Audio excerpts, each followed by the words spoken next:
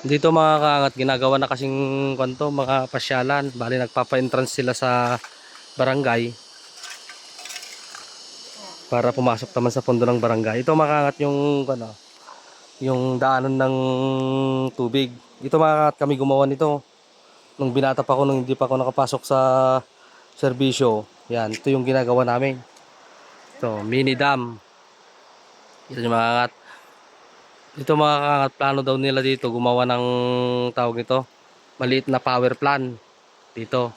Ganda dito mga kaangat kung talagang i-improve to mga kaangat. Yan, nagandang gawan ng zipline to. Yan, di ba? Kita nyo mga kaangat yan, oh. Ang lalaking bato niyan. Mas maganda pa dun sa pinakadulo dun sa bandaron. Yan. Tapos ito mga kaangat, malala ko, itong kahoy na to, umakyat kami dyan sa taas. Tapos tatalon kami dito sa may tubig. Yan mga kaangat. Malalim to, oh. Malalim. Malinaw to mga kaangat. Oh, kita nyo?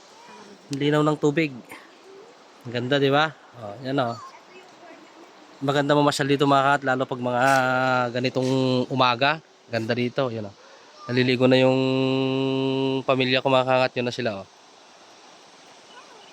Yan.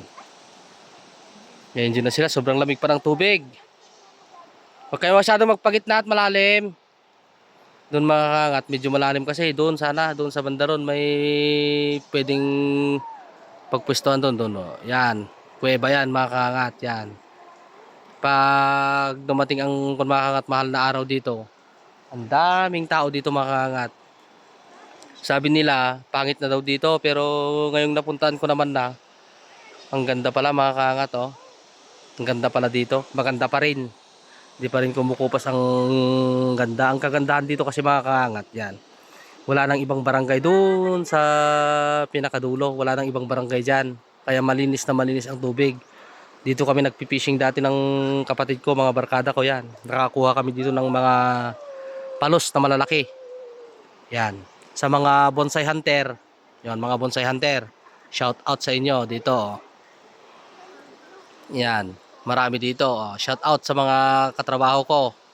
May Biyernes, Mate Kabangan, Sir Mark Baroga, Sir Dudes, yon yung mga kasama natin doon.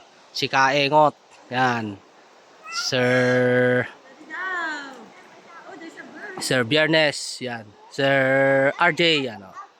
May ibon doon mga kangat, yan o. Kita nyo? May ibon dyan na malalaki, kulay black. Ayun sa mga katong gumagalaw. Kita nyo? Ganda dito mga kangat o.